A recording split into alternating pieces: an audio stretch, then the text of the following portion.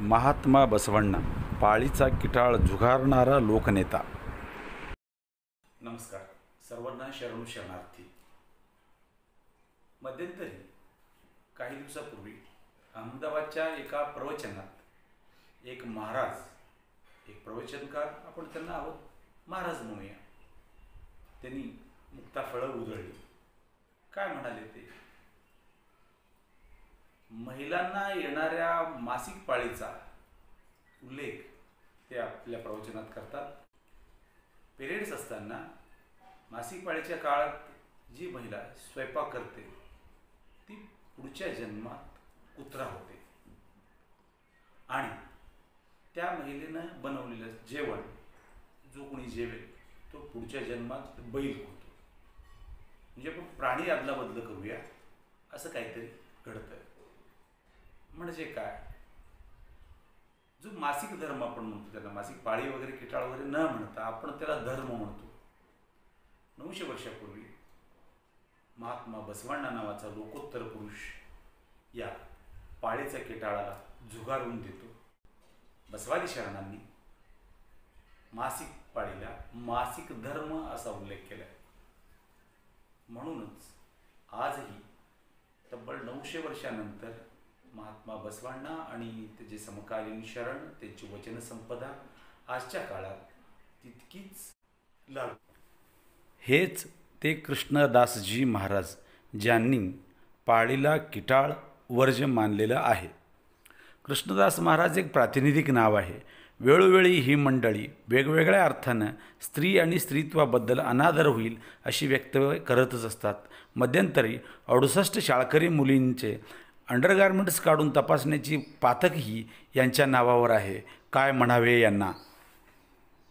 वेळोवेळी या वैदिक विचारसरणीच्या लोकांनी, काही संकुचित वृत्तीच्या लोकांनी मासिक धर्मावर वारंवार विधानं करताना आपल्याला दिसून येईल. आमच्या सोलापूरच्याच वक्त्या आहेत, त्या नेहमी मासिक पाळीबद्दल भलतंच काहीतरी बोलतात. ते इथंपर्यंत बोलतात, नवरा आणि बायकोमध्ये काय नातं असावं की बाबा नवऱ्याला चहा देताना बायकोचा हात थरथर कापला पाहिजे. हात कापायचं काहीच कारण नाही. म्हणजे याला पराकुटीची दहशत नवऱ्यानं आपल्या पत्नीवर ठेवावी. आज म्हणजे साधारणतः 2020 मध्ये हा विखार तुम्ही नव्यानं ओकलं जात असताना महात्मा बसवण्णा हा दाम्पत्य जीवनाचा आग्रह धरतो. त्यासाठी बसवण्णा सांगतात की स्त्री पुरुष किंवा पती आणि पत्नी दोघांमध्ये एकवाक्यात असली पाहिजे. दोघेही एकाच ईश्वराचे उपासक असले पाहिजे. उपासक या अर्थानं की एकाच विचारधारेचे असले पाहिजेत, एकमत असलं पाहिजे त्यांच्यामध्ये. त्यासाठी ते सांगतात की पती हा महादेवाचा भक्त आहे आणि पत्नी ही चंडी चामुंडीची भक्त आहे. तर यांचं कसं होईल? हा सगळा पैस वेळोवेळी एक सॉफ्ट टार्गेट म्हणून महिलांना, स्त्री वर्गाला टार्गेट केलं जातं. त्यासाठी आपण आज बोलणार आहोत की बसवादी शरणांच्या विचारातून, वचनांतून व्यक्त झालेला स्त्रीवादी विचार, वैदिक व्यवस्थेला मान्य असलेली किंवा वैदिक व्यवस्थेचा गाभाच असलेली स्त्रीकडं, स्त्रीत्वाकडं आणि एकूणच ह्या निम्म्या लोकसंख्येकडं पाहण्याचा दृष्टिकोन वैदिक व्यवस्थेचा केवळ भोगदासी, आमची मुलं तू जन्माला घालायचं, आम्हाला रांधून वाढून जीव घालायचं, एवढंच काम, आणि रात्रीशय्यासोबत करायची. मग ती फक्त मादी या अर्थानच होती. वैदिक व्यवस्थेमध्ये मातृदेवोभव होतं, ठीक आहे, पण शरण संस्कृतीमध्ये बसवादी शरणांच्या वचनामध्ये मातृदेवोभव आहेच, पण पत्नीही देवोभव आहे, बहीणही देवोभव आहे आणि समस्त स्त्री ही देव आहे. आमच्या सोलापूरच्या सिद्धरामेश्वरांनी असं सांगितलं, स्त्री ही साक्षात कपिलसिद्ध मल्लिकार्जुन आहे.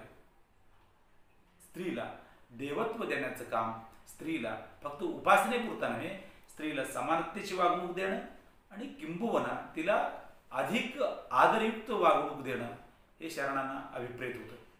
वैदिक व्यवस्थेने नाकारलेली पंचसूतकं बसवण्णांनी झुगारली. कोणती होती ती? जनन सूतक होतं, म्हणजे बाळांतर झाल्यानंतर ते शिवाशिव हे त्याने नाकारलं. रजसूतक होतं, पाळी आल्यानंतरचं नाकारलं. मरणसूतक होतं, हे पंचसूतक ज्या नावानं आपण ओळखले जातो ते वचन असं आहे, शरणरगे जनन सूतक विल्ला मरण सूतक विल्ला. शरणांना जनन सूतक नाही आहे, मरण सूतक नाही आहे, रजस सूतक नाही आहे. या सगळ्या गोष्टींचा आपण आज विचार करत असतो.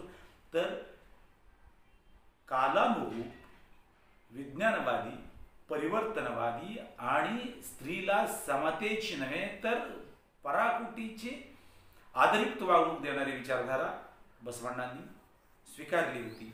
शरण संप्रदायाचा तर गाभा होता. माझ्या लिंगायत स्वतंत्र धर्मच या पुस्तकामध्ये एक उदाहरण आहे. तो उदाहरण यासाठी मला आवर्जून सांगायचं आहे. भारतीय वंशाची शास्त्रज्ञ सुनीता विल्यम्स अवकाशयानाची मोहीम यशस्वी करून वापस आल्यानंतर, पृथ्वीवर आल्यानंतर जेव्हा पहिली पत्रकार परिषद झाली तिची, त्या पत्रकार परिषदेमध्ये एका पत्रकाराने विचारलं, एक महिला म्हणून, एक स्त्री म्हणून या अवकाश मोहिमेमध्ये तुला काय काय अडचणी आल्या? तर या प्रश्नाला उत्तर देताना सुनीता विल्यम्स जे काय सांगते ते थेट अक्क महादेवीशी नातं सांगणार आहे. सुनीता विल्यम्स म्हणते, जे मी कमांड दिलेलं आहे कॉम्प्युटरला किंवा जे काही मशीन ऑपरेटिंग करायची जी यंत्रणा आहे, त्या यंत्रणेला, त्या माऊसला माहीत नाही आहे की हे क्लिक करणारे, हे बटन ऑन करणारी हातं कुणाची आहेत, एका स्त्रीचे आहेत की ते पुरुषाचे आहेत, हे माहीत नाही त्याला. आमच्याच मनात आहे. म्हणजे आम्ही ठरवतो की ही स्त्री, हा हात स्त्रीचा आहे, हा हात पुरुषाचा आहे. मशीन ओळखत नाही आहे यांना. म्हणूनच अक्क महादेवी म्हणते, आत्म्याला भेद नाही पहा.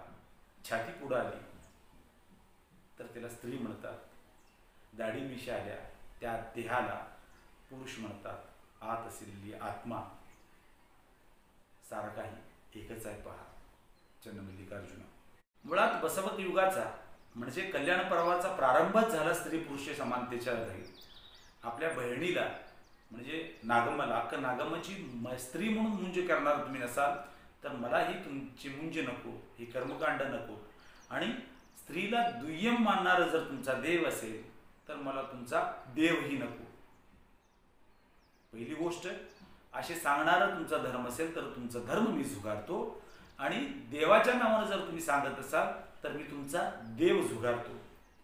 ही भूमिका घेऊन महात्मा बसवण्णा निघाले आणि ती पुढची वाट त्यांना प्रत्येक टप्प्यावर महात्मा होण्याकडची वाटचाल होती.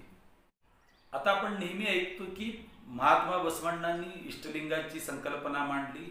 महात्मा बसवण्णा एकेश्वरवादी होते. बहुदेव उपासनेला त्यांनी विरोध केला. ते इष्टलिंग म्हणून देवाला एका आकारात ते लिंगायतांच्या डाव्या हातात त्यांनी दिलं. हे इष्टलिंग काय आहे, तो कोण आहे देव, तो कसा आहे, हा सगळा पैस सगळ्या शरणांच्या वचनामध्ये एकदम सविस्तरपणे आलेला आहे. बसवण्णांचा इष्टलिंग म्हणजे ज्याला शिव, काही आपण म्हणतो की महादेव शिव वगैरे नाही येतो, तो असा देव आहे ज्याला गंगा आणि गौरी नावाच्या दोन पत्नी नाही आहेत, ज्याला गणेश आणि स्कंद नावाची दोन मुलं नाही आहेत. तो असा ज्याला महात्मा फुले निर्मिक म्हणतात. महात्मा फुलेंनी जी देवाची, ईश्वराची संकल्पना मांडली, निर्मिक, जो ह्या चराचराचा निर्माता आहे, या सृष्टीचा जो निर्माण करता आहे, सृष्टीकर्ता आहे, तो शिव, तो बसवण्णाचा इष्टलिंग आहे. तो देव. त्याचं स्वरूप कसं आहे तर आकाशा पलीकडं त्याचा डोकं आहे. पाताळाच्या पलीकडे जर असेल जिथं पाताळ गिताळ, त्या पाताळाच्या पलीकडं त्याचे पादुका आहेत, श्रीचरण आहेत, अगम्य आहे, तो अगोचर आहे, निराकार आहे, निर्गुण आहे. ही सगळी त्याची लक्षणं आहेत की वैशिष्ट्य आहेत. असा कुणी देव आहे तो देव माझ्या डाव्या हातात समावून गेला पहा. तो एका आकारात, तो ईश्वर. त्याच्या मागची बसवण्णांची भूमिका होती, शूद्रांना मंदिरात प्रवेश नाकारलेलं होतं व्यवस्थेनं. त्या लोकांना एकतर मंदिरात तुम्हाला जायची गरज नाही. जेव्हा बसवण्णांनी सांगितलं, त्यांना देव ही संकल्पना पहिल्यापासूनच या आपल्या डोक्यात फिट्ट बसलेली आहे. मग देव पाहिजे, मंदिरात तर जायचं नाही आहे, मग काय करायचं.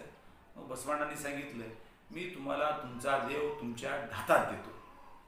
देवाला तुला मंदिरात करायची गरज नाही आहे, मंदिरांची गरज नाही आहे. का तर तुझं शरीर हे तुझं मंदिर आहे, तुझं डोकं हे सोनेरी कळस आहे, तुझे पाय त्या मंदिराचे खांब आहेत. इष्टलिंगाच्या स्वरूपात तुझ्या डाव्या हातात तू ते लिंग ठेवायचं आहे, पूजा करायचं आहे, विषय संपला. इतर कुठल्या देवाला तुला जायची गरज नाही. नंतर 19व्या शतकात महात्मा फुलेंनी तेच सांगितलं. महात्मा फुलेंनी जी निर्मिकाची संकल्पना मांडली, सार्वजनिक सत्यधर्माची संकल्पना मांडली. आपण सार्वजनिक सत्यधर्माची जर आपण मूलभूत विचारधारा पाहिली तर ती सगळी विचारधारा, तो सगळे पैस आपल्याला बसवांडांच्या बसव धर्मामध्ये दिसून येतो. वैदिक व्यवस्थेनं स्त्रीला माया मानलं, वैदिक व्यवस्थेनं स्त्रीला संपत्ती मानली, वैदिक व्यवस्थेनं मोहमायाचा आगर मानलं, घाणीचा आगर मानलं स्त्रीला. परंतु शरणांनी तिला देवी मानलं, दैवत मानलं. सिद्धरामेश्वर एका वचनात सांगतात, स्त्री ही स्त्री नसून ती साक्षात ईश्वर आहे, कपिलसिद्ध मल्लिकार्जुन आहे. ಹೆಣ್ಣು ಹೆಣ್ಣಲ್ಲ, ಹೆಣ್ಣು ಮಾಯೆಯಲ್ಲ, ಹೆಣ್ಣು रक्कसी अल्ला. स्त्री ही स्त्री नहीं है, स्त्री ही संपत्ती नहीं है, स्त्री ही माया नहीं है, स्त्री ही प्रॉपर्टी नहीं है. जागा जमीन जुमला संपत्ती स्त्रीधन असं काही नाही आहे. ती मग कोण आहे?